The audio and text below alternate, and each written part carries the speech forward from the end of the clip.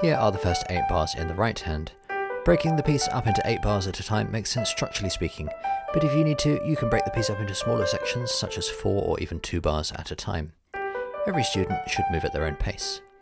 Consider the articulation. The music should dance with a graceful swing. Making the second and third beat of each bar short and light, especially when you have crotchets, will help the music to dance. And the same with the left hand. Again, the first beat is a little bit more emphasised and more sustained than the second and the third beat. Note how the quavers in the opening bars are neither legato or staccato. This kind of playing is known as portato, somewhere in between legato and staccato. You can choose to lean towards legato or play even more staccato. It depends on the kind of touch that you want to achieve. Practice the opening bars slowly to work on hand coordination, feeling 3 beats in a bar. You can envisage 2 instruments, perhaps a violin and a cello. Enjoy how the bass imitates the treble as in playful conversation. These 4 bars are more melodic, have a sense of the longer phrase and perhaps a little more legato so that the piano sings. The left hand accompanies. Here I'm playing staccato crotchets to keep the music alive with plenty of spirit. You can lean into the legato crotchets in the right hand whilst the left hand dances above the keys. A nice transition in bar 8 where the bass becomes more active. Experiment with the touch. You can try more legato and more staccato. You can vary the touch as you play. Imagine a string player. They could slur notes together in one bow, they could stop the bow on each note or bounce the bow on the string. Thinking of other instruments will enable you to achieve distinctive sound qualities, and as a result your playing will have more interest, more colour and a greater tonal range.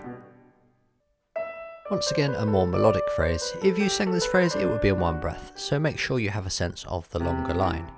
I'm articulating the left hand differently, but this is not the only way. Try different approaches and always consider the character of the music. Here it's graceful, joyous and animated. Practice slowly hands together for hand coordination and feel the natural lilt from one bar to the next. Here the stress is on the first beat while the other 2 notes tail off. When repeating, make sure you play differently. You can voice the hands differently and you can play around with the articulation. Think of the structure and plan this accordingly.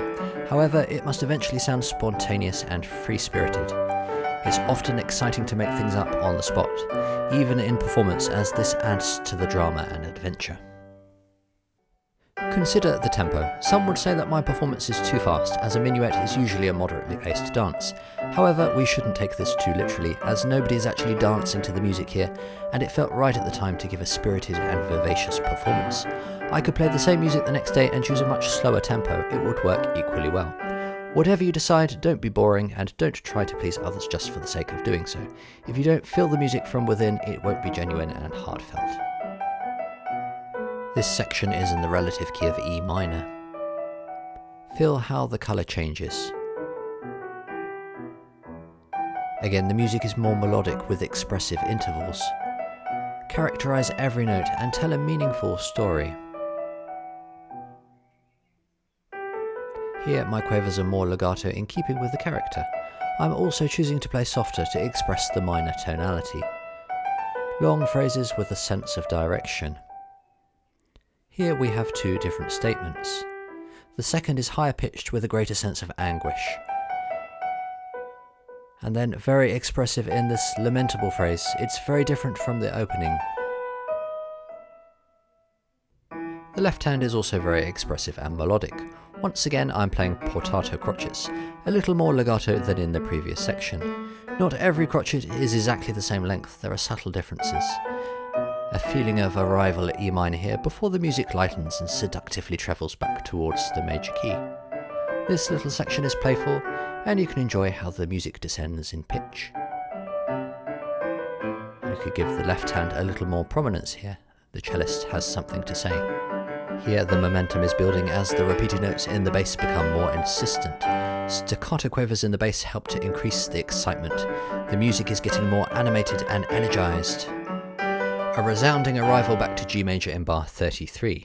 When playing the repeat, these sequences will be appearing for the last time. Let the music rejoice and consider an appropriate dynamic. Ease the tempo in the last bar so that the ending feels natural and not too abrupt. You can choose to end this piece strong and authoritatively, or you can opt for a softer dynamic, feeling how the music unwinds. It's all personal and entirely up to you. When revisiting the piece later on, you'll probably change your mind anyway. Nothing is set in stone, and this is the way it should be. The notes stay dormant until awakening in the next captivating performance.